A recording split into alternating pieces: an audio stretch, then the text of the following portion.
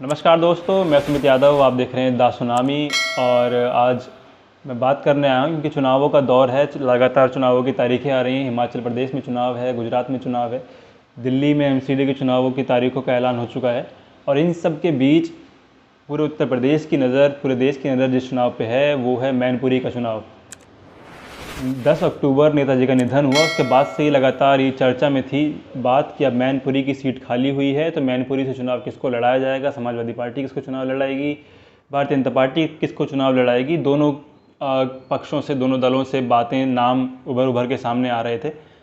तो 5 दिसंबर को तारीख है, वोटिंग होनी है मैनपुरी में। मैनपुरी के लोकसभा चुनाव जो है मैनपुरी का होना है।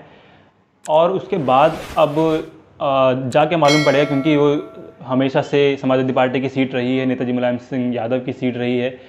तो अब कई नाम सामने आ रहे हैं। बीच में डिम्पल यादव का नाम सामने आया। कई लोगों का मानना ये था कि समाजवादी पार्टी को, क्योंकि नेताजी के जाने के बाद चाचा शिवपाल को चुनाव लड़वाना चाहिए, और इससे जो चाचा की नाराज़गी है भतीजे के लिए, अखिलेश यादव के लिए, वो भी हो सकता है ख़त्म हो। जो पद समाजवादी पार्टी में नेताजी मुलायम सिंह यादव का था, वो पद, वो सम्मान अब शिवपाल यादव को रहना चाहिए, क्योंकि साथ में ही दोनों ने मिलकर पार्टी की शुरुआत करी थी। वहीं अगर मैं भारतीय जनता पार्टी की बात करूं, तो भारतीय जनता पार्टी से भी परिवार के ही सदस्य अपर्णा यादव का नाम बार बार सामने आया। और कई लोगों को ये भी लगा, कई लोगों ने ये भी कहा कि हो सकता है कि अगर अखिलेश यादव वो सम्मान चाचा को नहीं देते हैं, तो भारतीय जनता पार्टी भी शिवपाल सिंह यादव को समर्थन देकर उनको आगे बढ़ाने की कोशिश कर सकती है।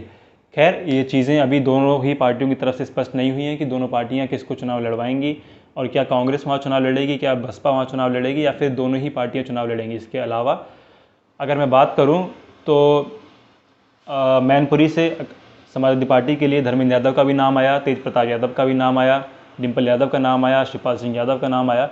लेकिन अभी कुछ ही समय में, क्योंकि 1 महीना रहता है चुनाव को, कुछ ही समय में, कुछ ही दिनों में ये मालूम हो जाएगा कि दोनों पार्टियों के उम्मीदवार कौन है।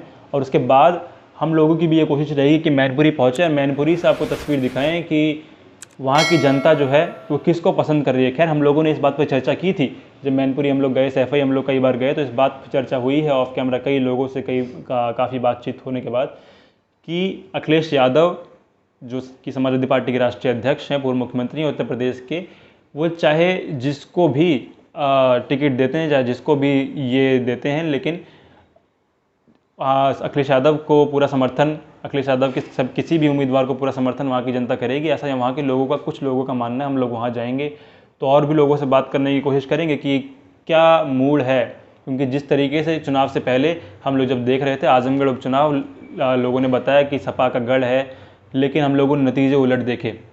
नतीजा आया भारतीय जनता पार्टी के पक्ष में, और जो गढ़ था, जो कि कभी मुलायम सिंह यादव की सीट, वो भी रही है। उसके बाद अखिलेश यादव वहाँ से सांसद हुए, लेकिन अब भारतीय जनता पार्टी वहाँ से भारतीय जनता पार्टी के निरहुआ यादव वहाँ से सांसद है।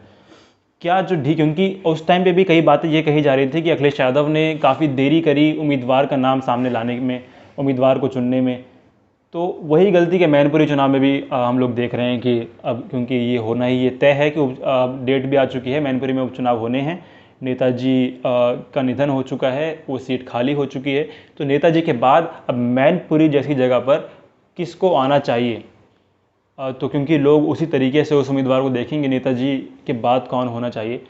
तो क्या वो शिवपाल सिंह यादव होंगे, क्या प्रसपा का विलय होगा, क्या धर्मेंद्र यादव को दोबारा मौका दिया जाएगा।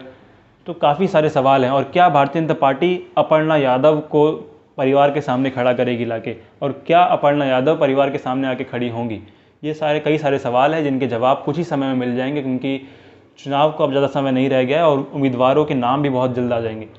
तो अगली अपडेट के साथ आप लोगों से जुड़ेंगे। फिलहाल ये वीडियो मैं ख़त्म कर रहा हूँ, आप लोगों से मुलाकात होगी दूसरी वीडियो में। जुड़े रहे हमारे साथ, देखते रहे द सुनामी। तब तक के लिए नमस्कार, खुश रहें, स्वस्थ रहें।